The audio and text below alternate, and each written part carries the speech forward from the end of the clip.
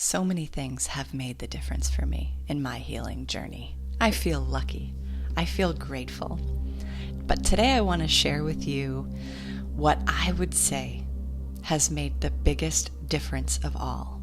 And it was so ingrained in me that I didn't even know to give it the credit it deserves all this time.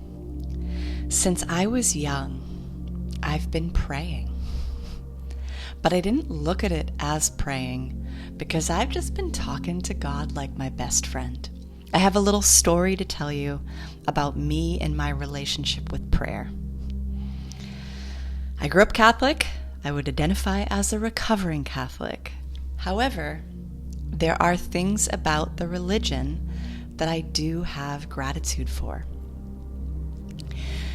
But there was a period there when the more worldly side of religion, the system that can be corrupt, the human hands that can misinterpret, I had to break up with religion. And as a teenager, I thought, well, maybe this means I'm an atheist because I can't get down with this hell thing, and some of us are coming and some aren't. So I took on being an atheist. I really took it on for about 2 weeks. I was 14, 15.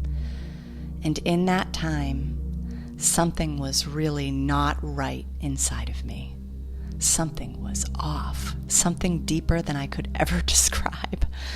It was beyond my cognitive reasoning or anything.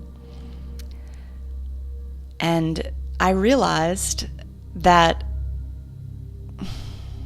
there not being a God, there not being a spiritual connection, that was silly to me. My faith was much deeper than religion could ever fit inside of. That God or spirit is as natural to me, as dependable as breathing and my heartbeat. And as long as I'm breathing and have a heartbeat, there is a God. So also at the tender age of 14 or 15, I settled back into this. And I was in a boarding school at the time.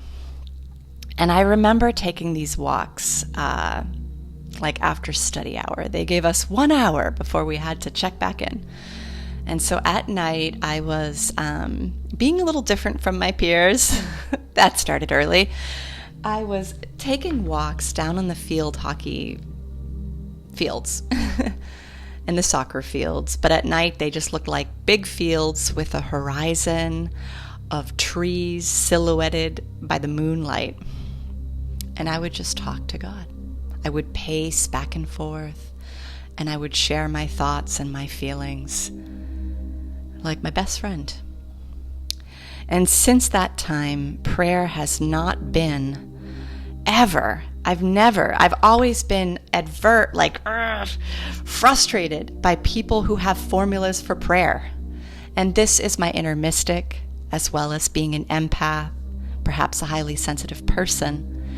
For those of us who are naturally spiritual, we don't need somebody to tell us how to talk to the best part of us, to our higher self, to our team.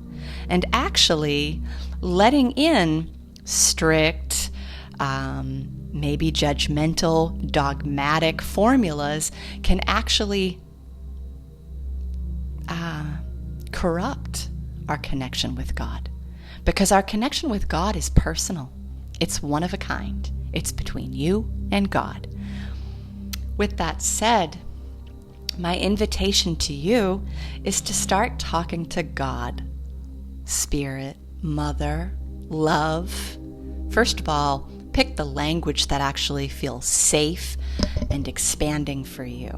So start talking to Spirit like your best friend. Like your best friend who maybe even knows you a little bit better than you do.